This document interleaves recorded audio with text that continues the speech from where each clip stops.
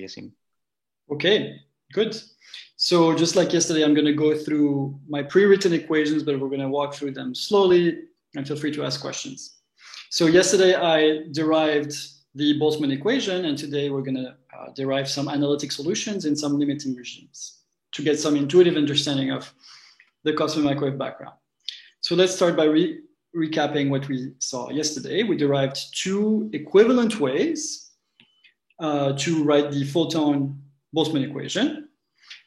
Remember that this variable theta here is the photon temperature perturbation. So this first way here is an integral differential equation for theta. It relates the evolution of theta on the left-hand side to some collision operator. Theta 0 here is the monopole, is the angle average part of the temperature perturbation. This is the baryon velocity, the photon anisotropic stress, and this accounts for photons being scattered out of the beam of the direction n by Thomson scattering. So that's this first way. And the second completely equivalent way is by taking moments of the Boltzmann equation. And so this integral differential equation, when you take moments of it, can be translated into an infinite series of discrete equations coupled to one another for the moments of the photon. So the first moment, which is the monopole, is related to the photon density perturbation. The dipole of the photon temperature is related to photon bulk velocity. And then the second order monopole, the quadrupole is related to the photon anisotropic stress, et cetera, et cetera. So this infinite series of equations is called the Boltzmann hierarchy. All right. So now today we're going to discuss some solutions, analytic solutions of this system of equations. We have a very, very young student. Okay, so our goal is to understand what is the observed temperature anisotropy today, so at conformal time eta 0, and here at the origin of spatial coordinates. Okay, with x equals 0 is where we, the observers, are setting ourselves. So to solve these equations, we are going to start by defining this variable theta twiddle, which is just the photon temperature perturbation plus the gravitational potential psi. Okay, so these two variables, if you ask what are their multiple moments, they have exactly the same higher order moments, L greater than 1. They have the same dipole, quadrupole, etc., because this does not depend on direction and hat, but they only differ in the monopole. Okay, so there is this offset by psi. This makes the equation appear simpler. So now I'm going to deal first by this first way of writing the photon Boltzmann equation. So if I plug in this new variable psi twiddle, I arrive at the equation that I've written here. Okay. So I'm going to group these terms here, the photon monopole plus baryon velocity plus anisotropic stress in this source function S theta. All right. And now the left-hand side here, okay, we can understand this is nothing but the rate of change of this new, this offset photon temperature perturbation along background geodesics. The background geodesics are defined such that d comoving coordinate x d conformal time is just equal to n hat, where n hat is the direction of propagation of the photon. And you see that if I compute what is the total derivative along these background geodesics, I get precisely this, just by using the chain rule again. Yassine? So yes. Yes. Please, I missed the point. You have started from the Boltzmann equation. Yes. That is an integral differential equation. But in this form here, in this form for theta, this is a differential equation because you have simplified the collisional term, right? It is still integral differential because this theta tilde 0 here is the integral of theta twiddle of n over all angles. Okay. Thank you. This is all for n hat, and this is related to an integral over n hat. And same thing for this. The anisotropic stress is also some integral over the photon field. So it's still an integral differential equation. Thanks for the question. Okay, so the left-hand side, we write it as the total derivative along background geodesics, okay, which are given so this is simply the comoving coordinate along the unperturbed photon trajectories. And if I assume that I'm considering geodesics that reach us today, it must be that the spatial coordinates at conformal time eta 0 is equal to 0. Okay, so this is then what is the position x as a function of conformal time. And so then we rewrite, I'm going to put this term here, I'm going to move it to the left-hand side. I really like this laser thing here. It's pretty cool. So I moved it here now. So I have an equation which is along background geodesics. And it's simply a first order ordinary differential equation for theta twiddle. But beware that here, when I say this, is not quite true because this S theta, as was just pointed out following the question by Ademir, this S theta really includes some integrals of theta. So this is still an integral differential equation, but let's pretend for a moment that it is an ordinary differential equation for theta twiddle if I were given this source term S theta, and if I were given this potential derivatives phi dot and psi dot. So how do we solve this? It's pretty easy to solve this. You are just, it's called the method of integrating factor, or whatever you call it in different places. It's a simple way to solve the first order equation. So this, remember this, we saw this in the second lecture. This is the Thomson optical depth between conformal time eta and today. Okay, this is the total number of Thomson scatterings. And this term here is nothing but d tau d eta.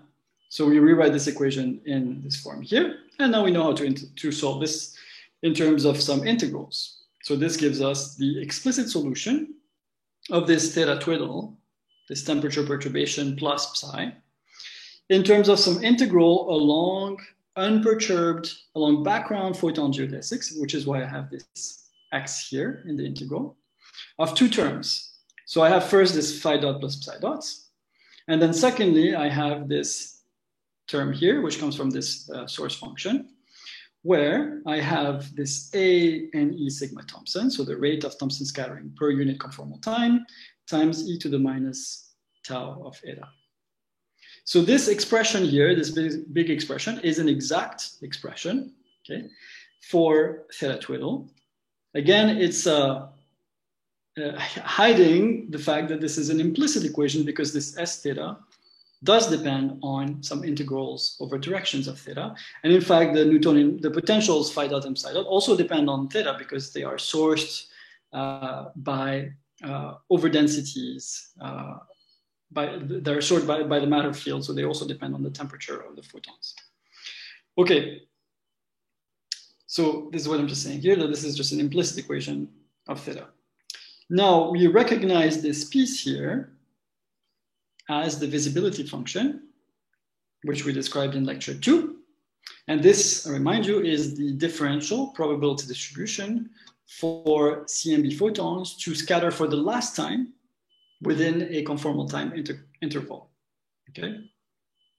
So rewriting this line of sight integral, we have some first term, which involves this time derivatives of the potentials phi and psi, and then some term which weighs this source function along the line of sight, so along this unperturbed background geodesic, times a probability distribution, which is this visibility function, this probability distribution of last scattering.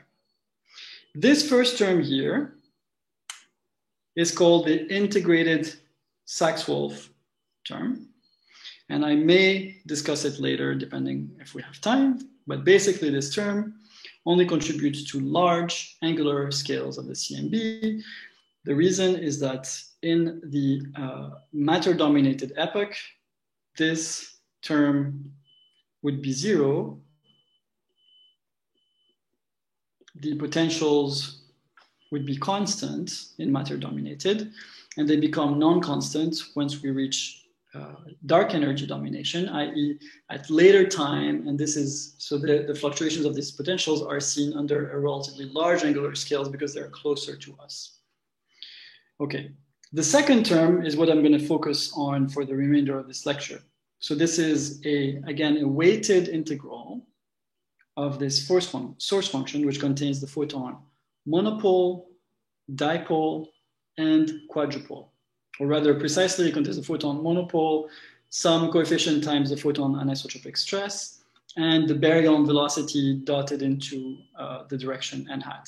Okay, and so this, because it's weighted by this visibility function, it tells us that it's mostly most of the contributions come from around the surface of last scattering, around the last time when CMB photons scattered. Okay, so this is what, in the first lecture, I had these pretty images telling you that we see the CMB as a surface from all around us. This line of sight integral is quantifying this. Okay, it tells us that there's actually, it's not CMB perturbations as we see them today are coming mostly from a thin region, a last scattering epoch, which is not perfectly thin, it has some width, and its width is determined by this visibility function, which we talked about in the second lecture.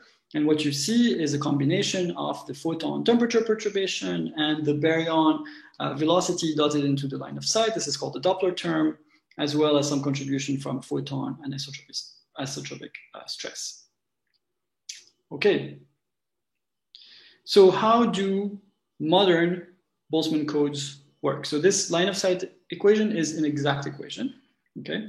But again, it depends on some hidden, it still depends on, requires solving for the photon temperature monopole, baryon velocities, etc. So how do they work? So first, they solve a large system, in fact, of coupled ordinary differential equations in Fourier space. For the following variables, they solve for the cold dark matter overdensity and velocity perturbation. Same thing for the baryons, overdensity and velocity perturbations. For photons, they solve for the photon overdensity, velocity perturbation, anisotropic stress, etc., and all the multiple moments, theta L. So this in principle is an infinite hierarchy of multiple moments, but of course you can only solve it, you have to truncate it. So there's some truncation and some maximum moment L.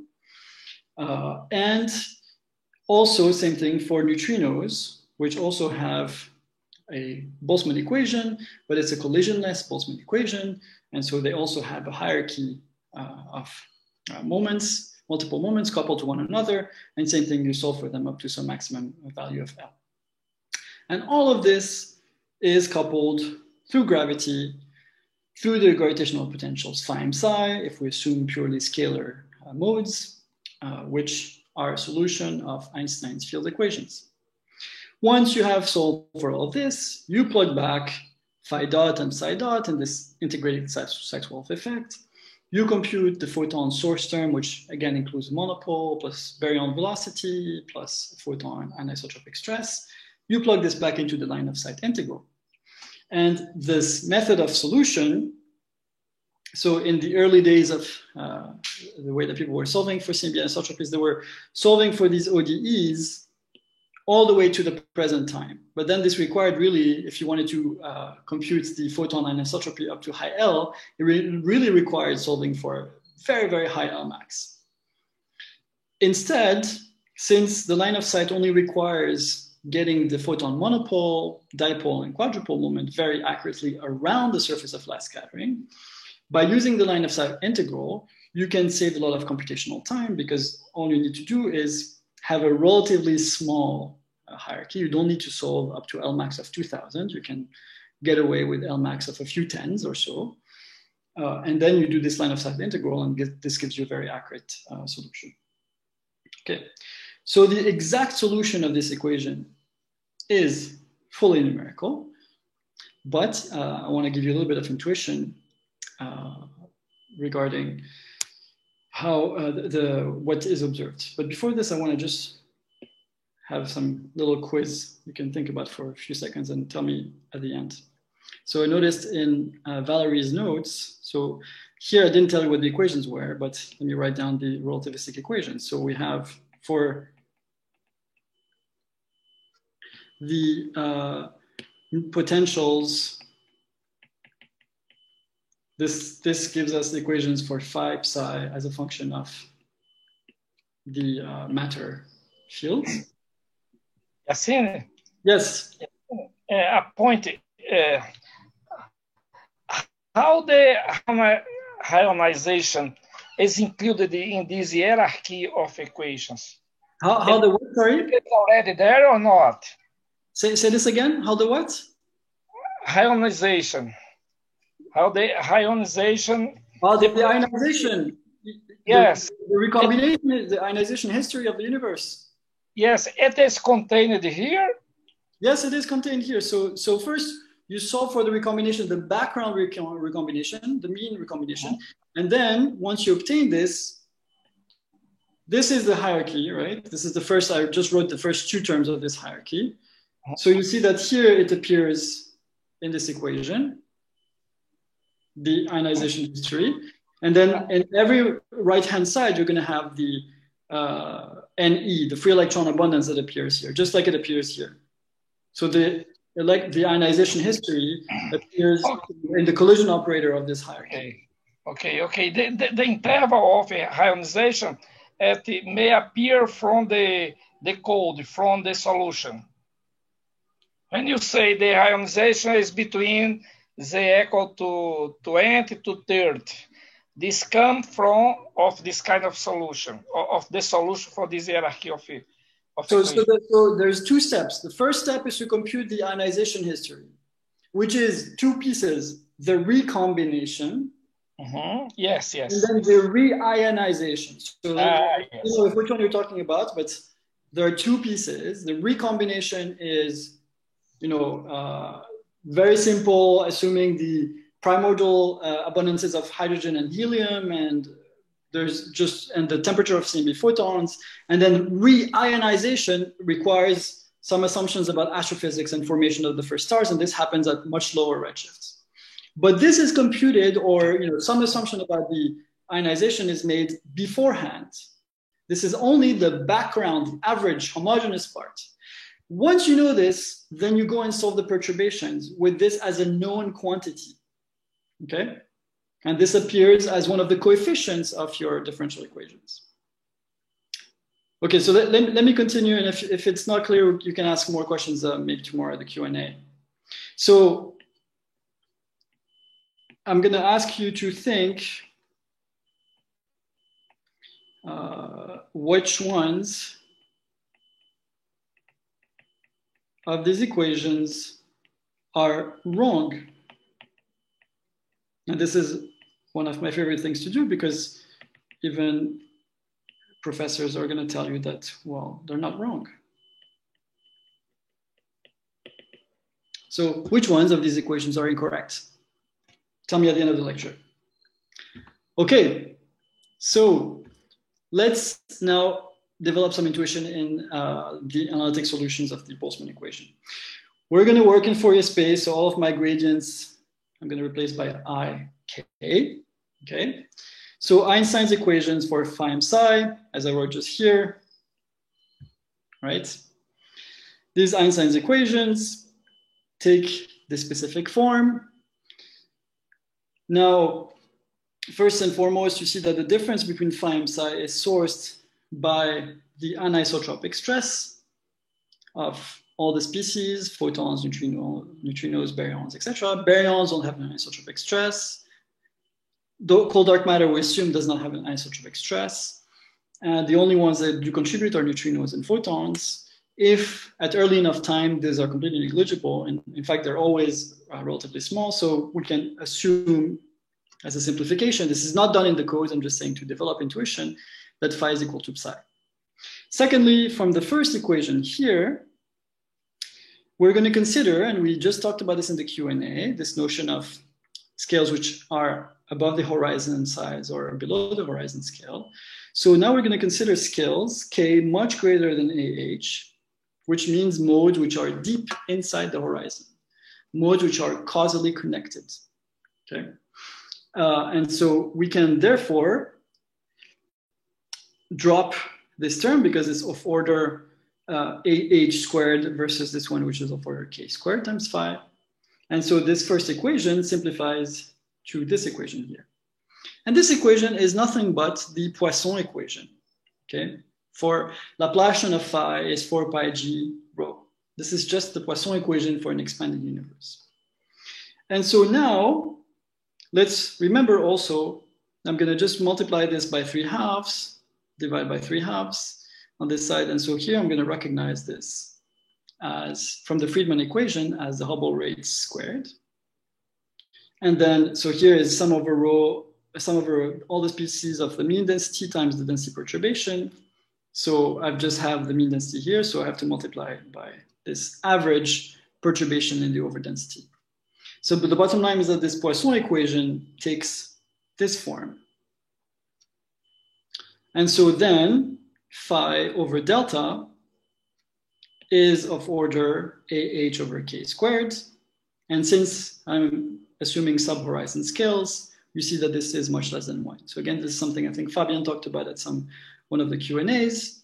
In scales which are deep inside the horizon, meaning scales which are causally connected, Newton, the potentials are much smaller than the overdensities. So every time we have phi and psi on their own, appearing relative to delta, we're gonna drop them. And here I'm slipping some of the details under the rug because really we've shown that they're less than delta total, not the delta photon, but we're gonna make this assumption. So remember that this theta twiddle was equal to theta plus psi, for example, and theta 0 is of order delta gamma. So I'm gonna approximate theta is equal to theta twiddle. So this psi is small compared to the photon monopole. So this is how, within this assumption of sub-horizon scales, this is how my Boltzmann equation looks like in Fourier space, and dropping the phi dots and the psi relative to theta dot and theta, all right? So let's move on. If you are studying an equation, it's good to understand which are the order of different terms. So here I have a K, here I have this A and E sigma Thomson multiplying theta. And this could be of order AH times theta. It could be of order K times theta. Okay, so there are 3 different time scales, basically, the problem. There is the Hubble expansion time scale. There is the time scale which corresponds to K, so an inverse time scale, which would be K. And then there is the Thomson interaction time scale. So in this figure, I'm showing these 3 different time scales for different wave numbers. So in red here is the expansion rate, okay? So it's an inverse time scale, and this inverse time scale, I can write it in an inverse length scale. Speed of light is 1, remember? And so this, I'm writing it here in inverse megaparsecs. The blue is the rate of Thomson scattering, so the inverse Thomson scattering time scale. So you see that around redshift of 900 or so, the Thomson scattering rate falls below the Hubble expansion rate. And here I'm showing 2 wave numbers, 0.01 and 0.1 inverse megaparsecs. This in orange is this last scattering epoch, which peaks around redshift of 1080 or so, but has some width, as we had discussed before. So in the regime where the Thomson scattering rate is much greater than both K and then AH, okay, this right-hand side is the Thomson collisions dominate over the dynamics of photon perturbations. This is called the tight coupling regime. And so, for example, for this wave number, it would be all the way up until after the last scattering epoch. And for this wave number, which is smaller, it would be in tight coupling up until the beginning of this last scattering window, okay?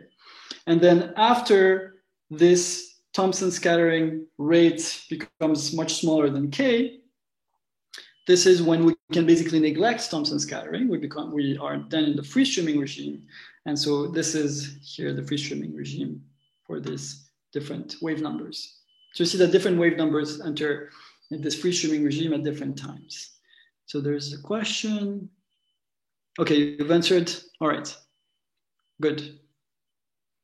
So the wave number, as we will see, the wave number K will also regulate the dynamics of the perturbations. All right, so keep this in mind and we'll get back to this figure later when relevant. So we're gonna start by studying the tight coupling regime. So the region in pink here. Okay, when the Thomson scattering rate is much greater than both the inverse wavelength, sorry, i.e. the wave number, and the Hubble expansion rate. Okay, so as I was saying, this is the tight coupling regime. So from this equation here, if this term dominates over this one, so if I can scratch off these two terms, if this is very large, it's going to impose that this term in parentheses is zero, effectively. You can think of it as some kind of equilibrium solution. So this is what I have written here, that theta of n is theta 0 plus vb dot n plus 1/4 ni nj sigma ij. But remember, on the other hand, that our expansion of theta in multiple moments is the monopole plus v gamma dot n plus some coefficient, which is not this one, times the anisotropic stress, plus higher order multiples. So if these two must be equal, it means that the photon velocity must be equal to the baryon velocity. And again, here I mean the photon bulk velocity. Of course, photons move at the speed of light, but I mean the bulk velocity defined as the dipole moment of the photon temperature. It also means that the sigma ij, the photon anisotropic stress, must be equal to 0, as well as all the higher order multiple moments. Okay, so in the tight coupling regime, photons only have a monopole and a dipole moment, and their dipole moment corresponds to the baryon velocity. So let's now study what happens in more detail in this tight coupling regime. So remember, so now we're going to use the photon fluid equations rather than the Boltzmann, rather than this integral differential way of writing the Boltzmann equation. So the first equation is the continuity equation, tells us the photon number is conserved, and here I have dropped phi dot relative to delta dot because I'm in the sub-horizon scales. The second equation is the momentum equation. So here, if I neglect photon anisotropic stress, I'm going to drop this term here. Psi is less than delta, so which is why I'm dropping it on sub-horizon scales. And this term accounts for the momentum exchange between photons and baryons due to Thomson scattering. Now remember that the photon momentum density is 4/3 of rho gamma times v gamma. So this term here is 1/4 of rho gamma times the rate of change of the photon momentum density. So this term is this rate of change of the momentum density of photons up to this constant due to Thomson scattering. All right, so we're going to recover this in the baryon equation. So for baryons, I also have the continuity equation, which tells me that baryon number is conserved. And we have also the momentum equation, which looks very similar to that of the photons with some small difference. Here, we have to have these factors of A to account for the fact that the universe is expanding. And so if there was no gravitational potentials or no interactions, any peculiar velocities of the baryons would decay as 1/A. Okay, but that's a detail for now. So what goes on, so this is just minus grad psi, okay, the Newtonian force, which again, we can drop. In fact, we'll see that we can actually drop it later on. But what goes on the right-hand side is the momentum exchange rate divided by rho b due to Thomson scattering. And because these two must be equal and opposite inside, okay, so whatever momentum is taken away from photons is given to baryons and vice versa. So then we can conclude that this term is precisely this ratio of basically inertia of the photons over inertia of the baryons times this Thomson scattering rate times V gamma minus VB. Okay, so I told you before that in the tight coupling limit, VB and V gamma are the same. In other words, this term here is small, but this term here is large. So I cannot just set this to 0 naively because it's multiplied by something which is very large. So in fact, this equation tells us exactly how small is this difference between baryon and photon velocity. This is called the photon slip in terms of the jargon.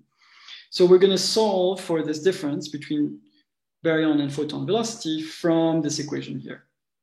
So to 0th order, V gamma is equal to VB, or VB is equal to V gamma. And to next order, so I can replace this here by V gamma. And so by solving this equation, we find that this is equal to the left-hand side divided by this coefficient. Okay, so this allows me to solve for V gamma minus VB given V gamma. And I forgot to drop this, but basically we're gonna be able to drop this because this is much less than delta gamma. I'll write it now, but you will see that it drops out. So then we plug back this V gamma minus VB back into, this equation, the momentum equation for photons. And when we do so, and after some simplifications, you can work this out yourselves because it's probably going a bit fast.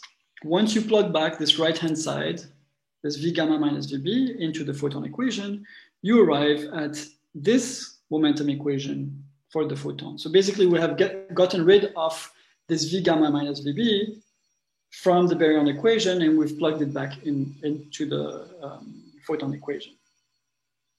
Okay. Now I take the divergence of this equation and we use the continuity equation for photons, which tells me how the velocity divergence of photons is related to the time derivative of the photon energy density. And we arrive at this equation, which is a wave equation, where the sound speed squared here, remember that this is all in units where the speed of light is 1. So the sound speed squared is speed of light squared over 3 divided by this term here, which accounts for the finite inertia of baryons. So if this term was not there, if I could set rho b over rho gamma to be exactly 0, then the sound speed would be just 1/3. And it would be a constant, so this would just cancel out. It would just be 1. Okay, this would be rigorously just a harmonic oscillator equation, i.e. a sound wave equation. But this is not quite constant. It has some time dependence. And so the way to solve this equation is through the WKB approximation. And I'm walking you through this in a homework. So this WKB approximation is very important in more areas of physics than just the CMB anisotropy. So you should look at the homework. So the bottom line is that instead of having the sound wave solution for a constant sound speed, which would be cosine and sine of k cs times eta, you get some integral cosines and sines of k times integral over conformal time of cs of eta. All right. So if we assume that we have to, of course, solve this equation under some initial conditions. So here I'm slipping under the rug the fact that we're dealing only with sub-horizon scales. We're dealing only with the moments where k is much greater than ah, but at some point k was larger than ah. At some point any wavelength, co-moving wavelength was outside of the horizon. So really we would have to match these sound wave solutions with the full relativistic solution. In fact, we have to just solve the full relativistic equation. Of course, this is what the Boltzmann codes do. But to simplify, assume that initially the photon over density was constant with 0 velocity. Then you just have the cosine term. Okay, then you just get this equation here. So remember now that from the line of sight integral, the observed anisotropy today is an integral over the line of sight of the visibility function times the source function, which contains photon monopole, i.e. over density, baryon velocity, and photon anisotropic stress. Dropping the anisotropic stress, you have photon monopole and baryon velocity. So, but this is all weighted by the visibility function, meaning it peaks around the peak of the visibility function, which I call eta star, okay, which corresponds to redshift of about 1100. So mostly around this epoch, for any given k, the photon density perturbation is roughly this initial condition times this cosine of k times Rs star, where this Rs star is the integral over conformal times of the sound horizon times the of the sound speed times the eta. This is called the comoving sound horizon at last scattering. Now there was some question in the chat about this. So again, this is a convenient way to develop intuition, but in practice, one really just solves the full series of Boltzmann equations, the coupled hierarchy, etc. So this doesn't really appear directly in the equations, but this is a convenient way to develop intuition, and we're going to continue with this now. So suppose now that this initial condition is described statistically by its variance. And here I'm not dealing for now with all the Dirac functions. So let's suppose that this has a variance that is just some power law with some amplitude, with some, say, k to the ns minus 1. And suppose that ns is close to 1. Then if I ask what is the variance of the photon density perturbation around the peak of the visibility function, is going to be equal to this power spectrum of this coefficient times this cosine squared of k times the comoving sound horizon at last scattering. So this is how it would then look like if I plotted this variance of photon density perturbations around the last scattering epoch as a function of comoving wave number k.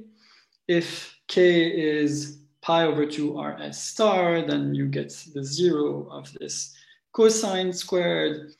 If it's pi over Rs star, this is going to be a maximum, and then etc. etc. You get this oscillations. These are called acoustic peaks. Okay, and to be a little more precise, so remember this is at one snapshot.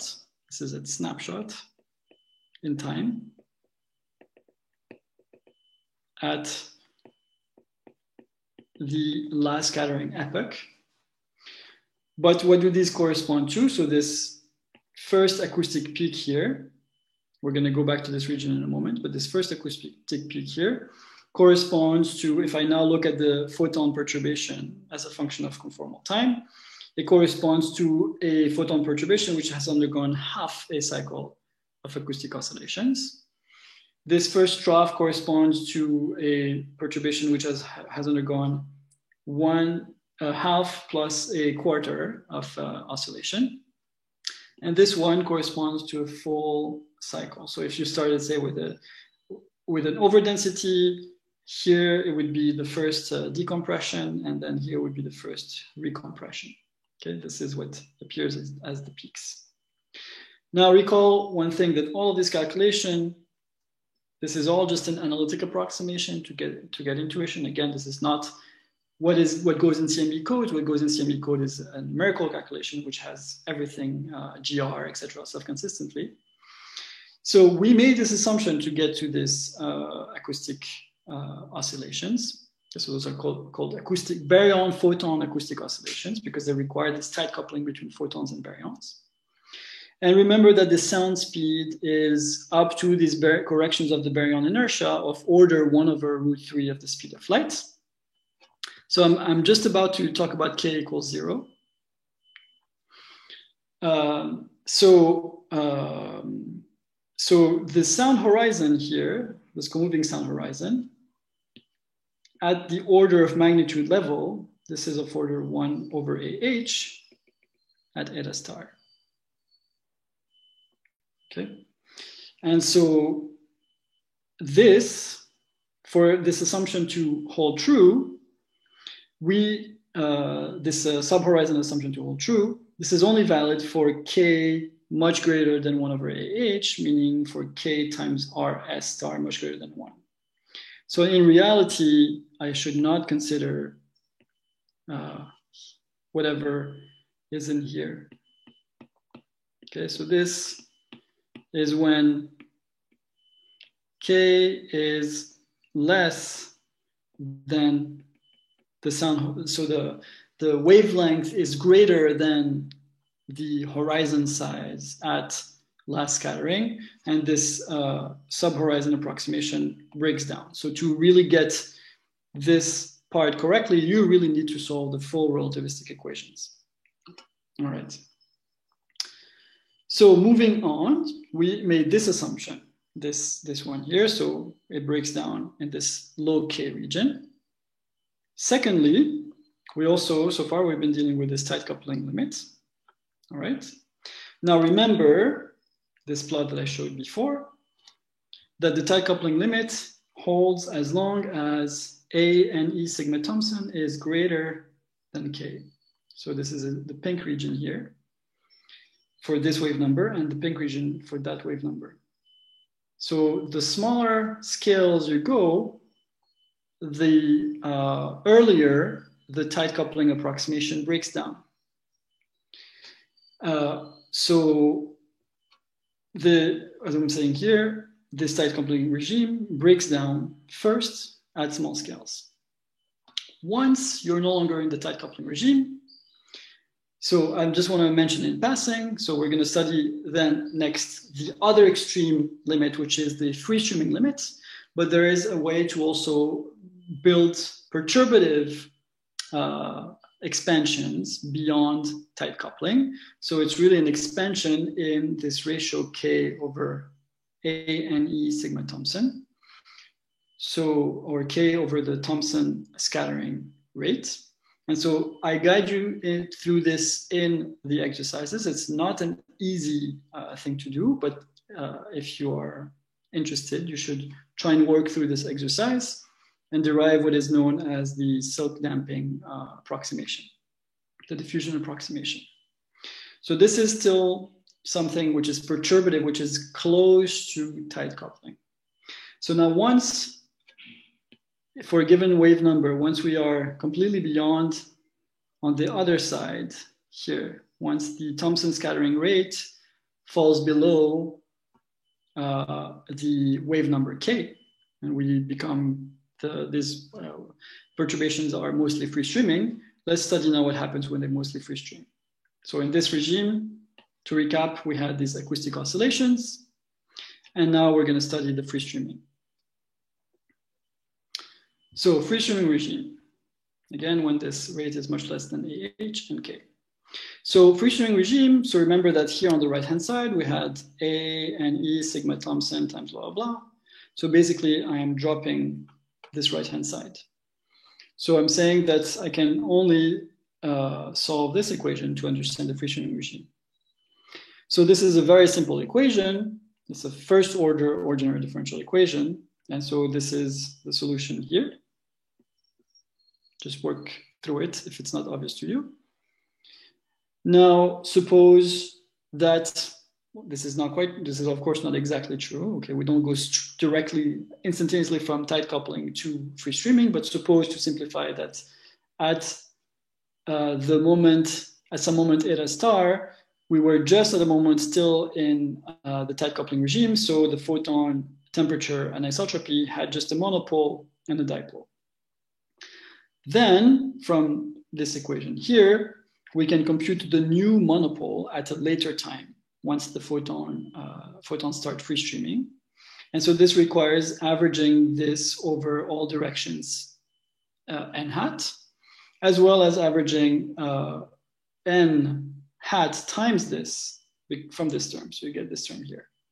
So I ask you in the exercises to confirm that this is just the spherical Bessel function of 0th order of k times eta minus eta hat. And this is just sine x over x, the spherical Bessel function.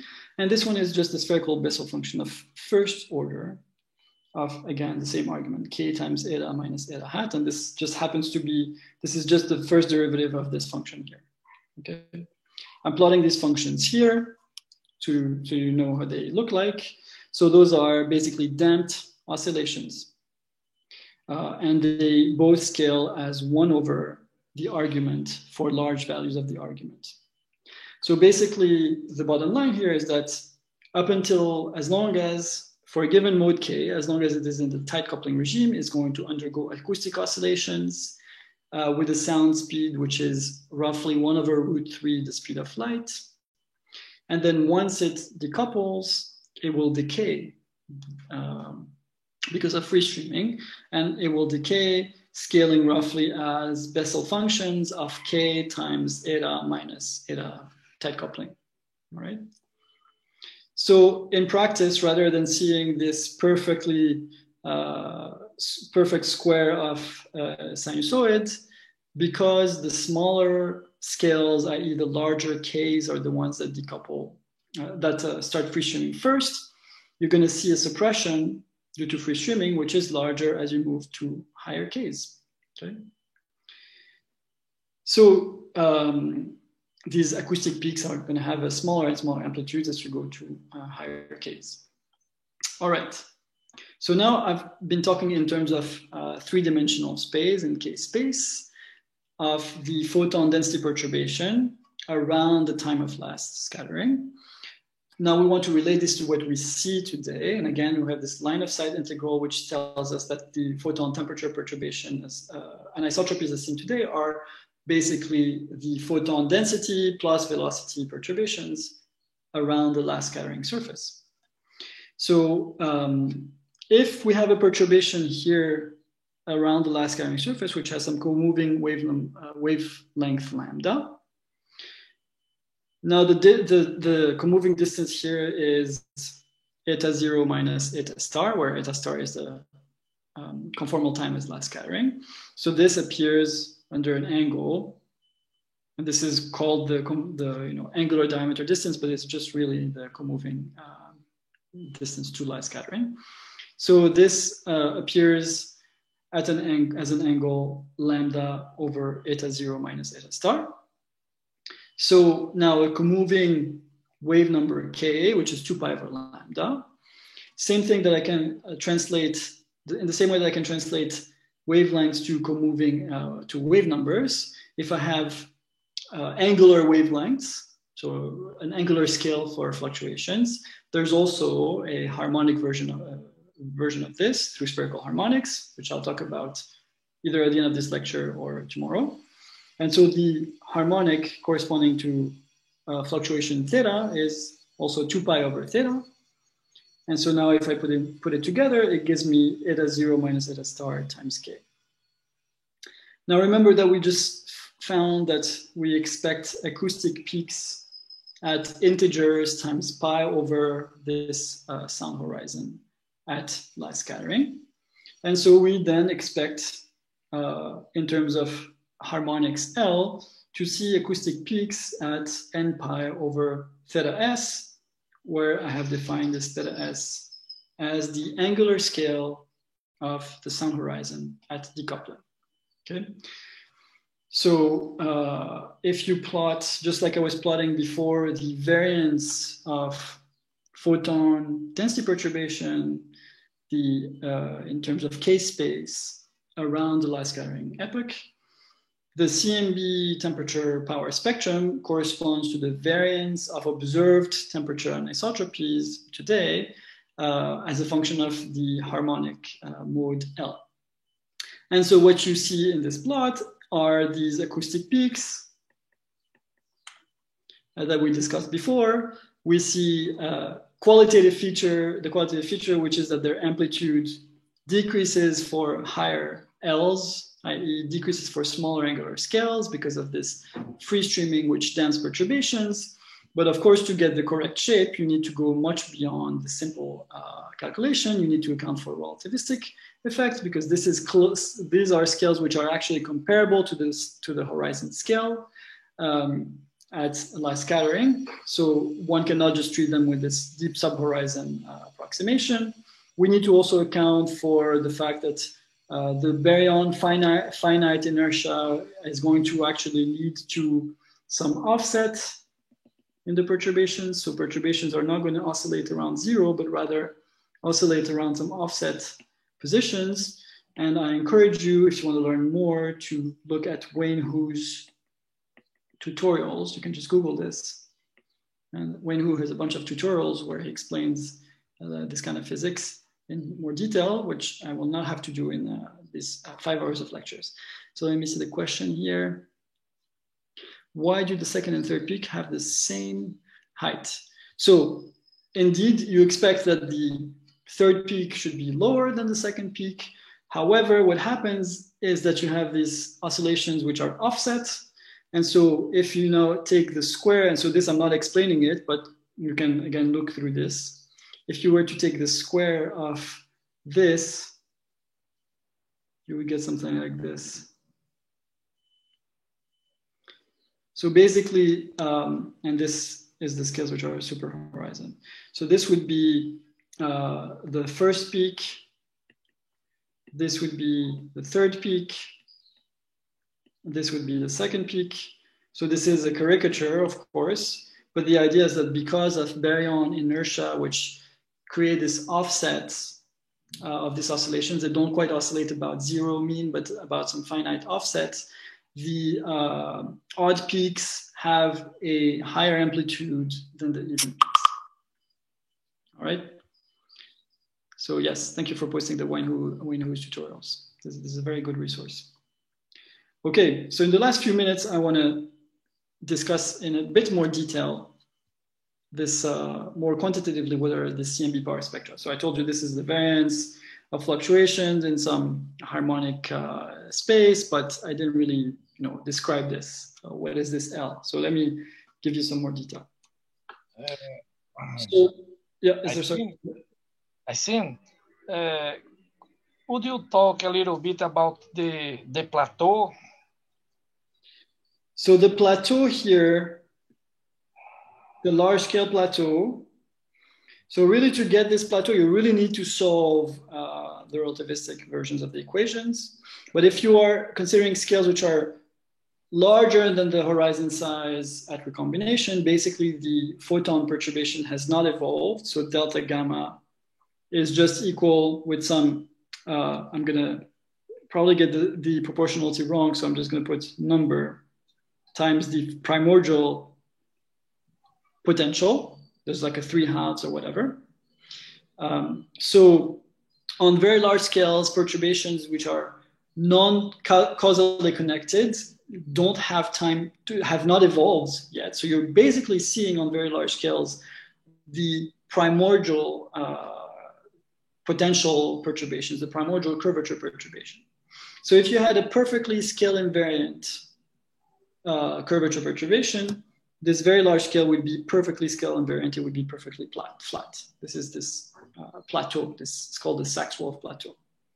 But remember that there's this integrated Sachs-Wolf term. And so you have this integral of phi dot plus psi dot. And as I briefly mentioned before, these start to kick in when dark energy becomes relevant, which means at closer to us rather than at the surface of last scattering, really a redshift of around less than 1. And so these perturbations in the potentials appear as large, because they're closer to us, they appear as large angle fluctuations. And this is what gives rise to this increase here. So this is this ISW effect. And this plateau, thus this increase over the plateau, therefore, is a probe of dark energy.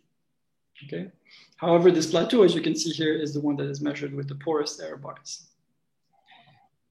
Okay, so to quantify a little bit more, what I meant by this angular power spectrum. So what does one do? Just like one can do Fourier transforms, when you have a variable which depends on position on the sky, you can define its multiple moments, theta LMs. Sometimes people denote this ALMs.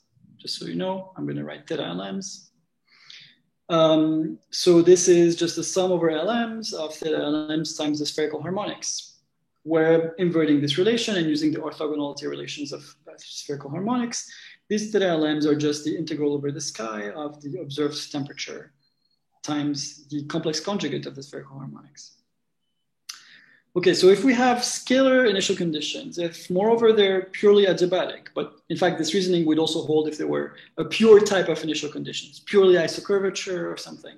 The bottom line is that if initial conditions are determined by one single scalar quantity, one single scalar field, in this case it's the curvature perturbation, then because we're solving a system of linear equations, I can relate any quantity at any given time, in particular the temperature field observed today, the temperature anisotropy. I can relate it linearly to this primordial curvature perturbation. And so how do I do this? Well, this is a function of n. I need to do some integral over all Fourier wave numbers times some linear transfer function. And this, you should think about this to convince yourself that this only depends, in principle, it could depend on the vector k and on the vector n. However, it only depends on the magnitude of k and on the angle between k and n. It does not depend on the absolute direction of k, nor does it depend on the absolute direction of n. Again, you can convince yourself by looking back at the ordinary differentials that we wrote and see that k only appears in terms of dot products with n, the vector k. It doesn't appear as just a pure vector k. All right. Now, if this primordial curvature perturbation is determined by is Gaussian and is determined by a statistical property, which is the power spectrum. This Dirac function here comes from, it translates the fact that the universe is statistically homogeneous. This is the primordial power spectrum. Then if you take this average of two observed temperature fields at one direction n and one direction n prime, you're going to have a double integral over k and an integral over d3k times integral of d3k prime, zeta of k times zeta of k prime, but then you take the average. And when you use this collapses one of the k prime integral because k prime must be equal to k. So when you do this is just really just one step. So just think about it if it's not obvious to you. You are going to get a single integral over k times the primordial curvature perturbation power spectrum, times this integral over the directions of k of this product of transfer functions. Now here we have something that depends on direction of k dotted into n, direction of k dotted into n prime. If I average this over all possible directions of k, this cannot depend on an absolute direction of n or an absolute direction of n prime. It can only depend on their dot products, okay? So if it's not obvious, just let you think about it a little bit more. But this can only depend on n dot n prime. There's no particular preferred direction n or direction n prime. It depends only on the relative angle between these directions n and n prime. So basically we find that this average of this angular correlation function, i.e. the average of the temperature anisotropy in one direction n times the temperature anisotropy in another direction n prime, only depends on the dot product between n and n prime, meaning only depends on the angle between these two directions. But if you go anywhere else on the sky, as long as you have the same angle, you're going to get the same value. Okay? This translates the statistical isotropy of CMB anisotropies. So from statistical homogeneity and from linearity, nothing should break statistical isotropy. The universe will be statistically isotropic and only depend on correlations only depend on the angle between two different points. this translates the fact that there's no preferred direction in the universe. Now, I'll let you go through this in the homework. Actually, I hadn't added this yet because I thought we wouldn't go this far, but I'm going to add this for tomorrow's homework, or you can start thinking about this. Just from using properties of spherical harmonics, show that if the angular correlation function only depends on the cosine of the angle between two directions, as a consequence, the average of theta LM times theta star L prime L prime is going to be Kronecker delta LL prime MM prime. And this CL is what we call the angular power spectrum. And it is such that, and again, I invite you to work through this to prove this for yourselves, that the variance of, at any given point now, n, of observed temperature anisotropies is just the sum over L's of 2L plus 1 over 4 pi times CL. So basically something like L squared times CL, if you think of this as some integral over L squared CL basically is the variance of the temperature anisotropy per logarithmic L interval. And this is precisely what is plotted here. Something that scales like L squared CL, which is the variance of CMB temperature anisotropy per log L. All right, so this is it for today. What we're going to do tomorrow is we will try, I will briefly talk about CMB polarization.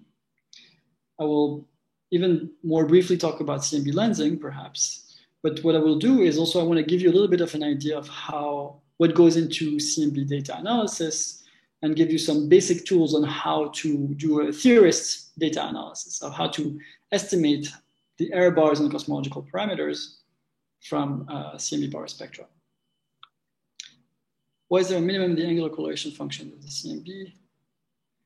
Near 60 degrees. So where do you see this from? Because I have not plotted the angular correlation function of the CMB.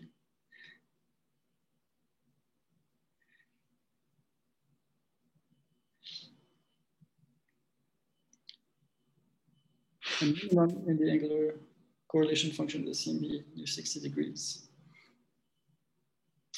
So Esteban, are you talking about the power spectrum, or are you talking about something else? No, the real correlation function as a function of the angular degree separation.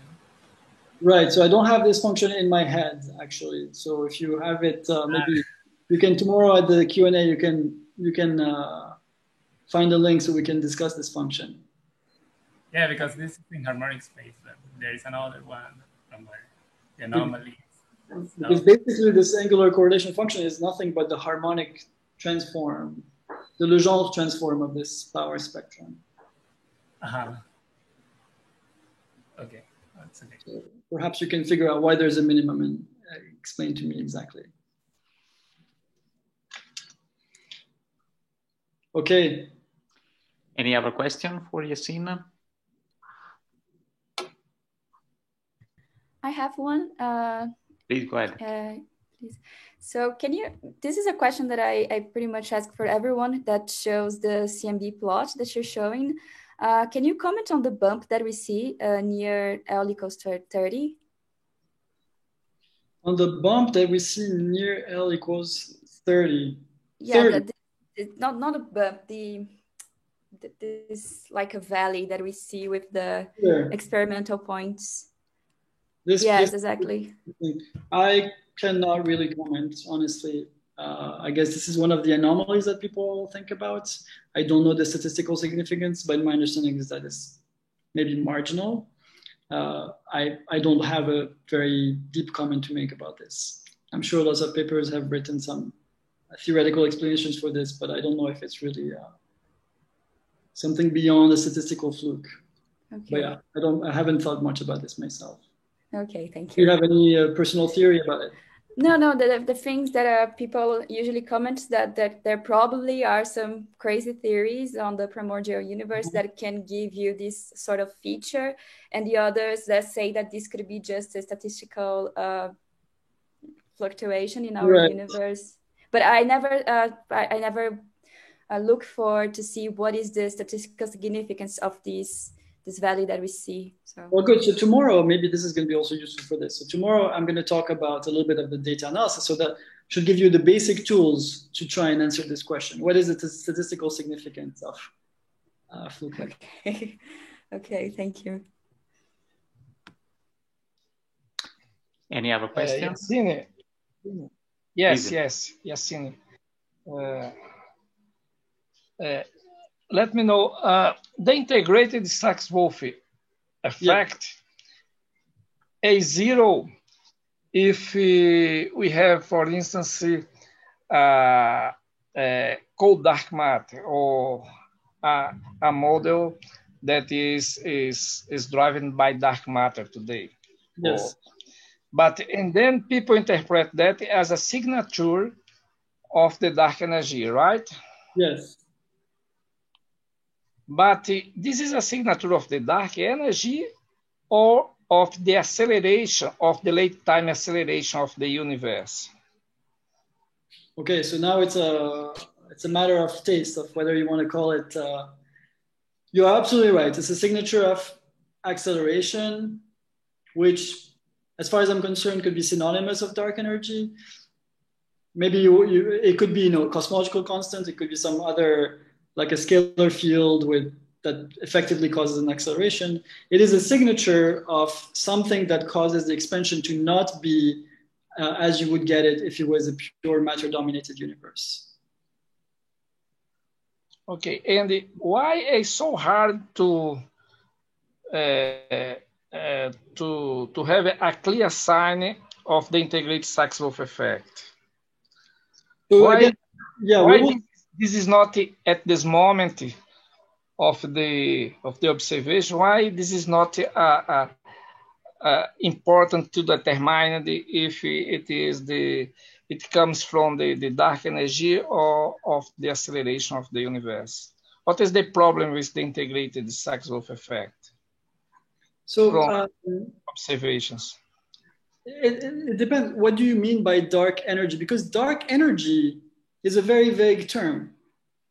Dark energy could mean anything. It could mean many things. So for me, dark energy is basically a one-to-one synonymous of accelerated expansion of the universe. Yes, okay? if you accept the dark energy as explained the acceleration, and then it's okay. This is a... No. What I'm saying is that it's not even an explanation because dark energy is just a word. I haven't told you what dark energy is. Right? It's just an empty word. So dark energy, I take it as a synonymous of, I translate accelerated expansion to an energy density and I call it dark. But I haven't done anything by doing so. So if you want, you can think of this ISW as a pure measurement of the accelerated expansion rather than dark energy, right? It doesn't probe rho, okay? It doesn't probe the energy density. It probes indeed the expansion rate. It probes the Hubble rate. It doesn't directly tell us what causes this change in the expansion rates, but it's really a probe of the expansion rate itself. My question that is this a plateau or not? This is just only what the observation, what the data are telling us, because we see a plateau here, no? I mean, so again, tomorrow I'll talk. So maybe I'll move on to next questions, but I'll talk about it tomorrow. Like, okay.